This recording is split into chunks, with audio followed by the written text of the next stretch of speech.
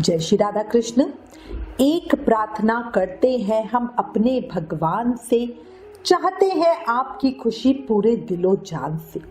सब इच्छाएं पूरी हो आपकी और आप मुस्कुराएं दिलो जान से। कृष्ण कृपा और भक्ति महारानी का आशीर्वाद मिले, जीवन में सुख शांति संपन्नता और समृद्धि की बहार मिले। बोला माघ मास के ठाकुर की जय, लक्ष्मी नारायण भगवान की जय। माघ के इस पावन महीने में माघ मास की कहानी कहने सुनने से ही तुरंत कृपा का भंडार मिलता है। आज आपको राई की कहानी कहूंगी। कहा जाता है कि राई को भगवान कृष्ण ने स्वयं वरदान दिया था कि उनका लेखा जोखा हर धर्म में रहेगा और जो भी राई की कहानी सुनकर एक कटोरी राई कृष्ण मंदिर में दान करेगा वो बैकुंठ धाम को प्राप्त होगा। तो चलिए अब हम राई की कहानी सुनते हैं। किसी समय किसी गांव में एक परिवार में 3 लड़के थे और उनकी एक ही कन्या थी जो सबसे छोटी थी। उसका नाम था राई। राई श्री कृष्ण की सच्ची भक्त थी। उम्र में छोटी पर ज्ञान में बड़ी, भक्ति महारानी की कृपा की पात्र। हर समय हर पल कृष्ण को याद करती रहती।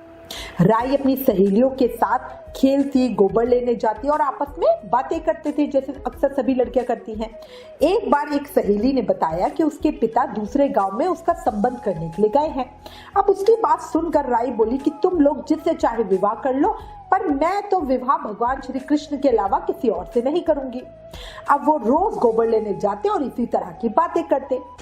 एक बार संयोगवश भगवान श्री कृष्ण और उद्धव जी वेश बदलकर उस गांव में आए और उन्होंने राई की बातें सुनी, जिससे प्रसन्न होकर वो दोनों उसी के पीछे पीछे उसके घर पहुंच गए। अब उन्होंने राई के पिता को कहा कि हम तुम्हारी बेटी के लिए वर लेकर आए हैं।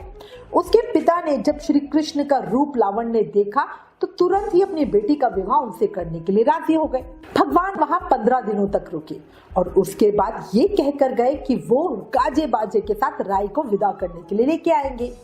भगवान अपने धाम में 16,000 रानियों के बीच रहते हुए राई को भूल ही गए। इधर राई को प्रतिदिन राह देखते देखते 5, 10, 20 साल बीत गए, लेकिन प्रभु नहीं आए और इसी तरह समय अपनी गति से उड़ता चला गया और 40 साल बीत गए। राई की जवानी बुढ़ापे में बदल गई। सिर के बाल सफेद हो गए, दांत गिरने लगे, चेहरे पे झुर्रियां आने लगे।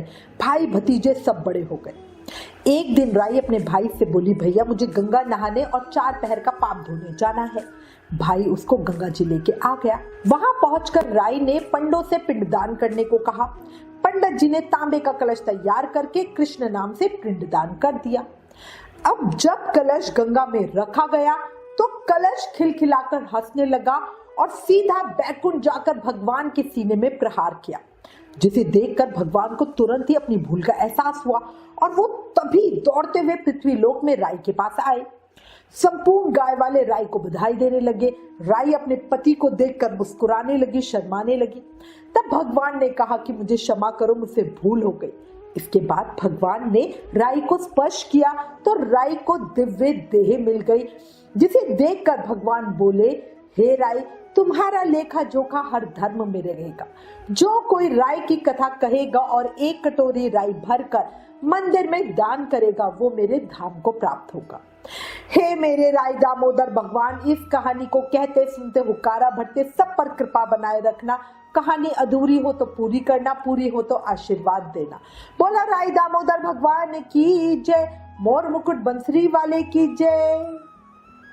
हो आप पर धन की वर्षा अपार, मिले सुख समृद्धि बेशुमार।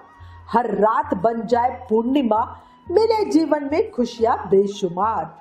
माघ मास के ठाकुर की जय, लक्ष्मी नारायण भगवान की जय। अगर ये कहानी पसंद आई हो तो प्लीज इस वीडियो को ज्यादा से ज्यादा शेयर करके माघ मास के महत्व को सबको बताओ। Please like, share and subscribe. Thank you. जय श्री राधा कृष्ण।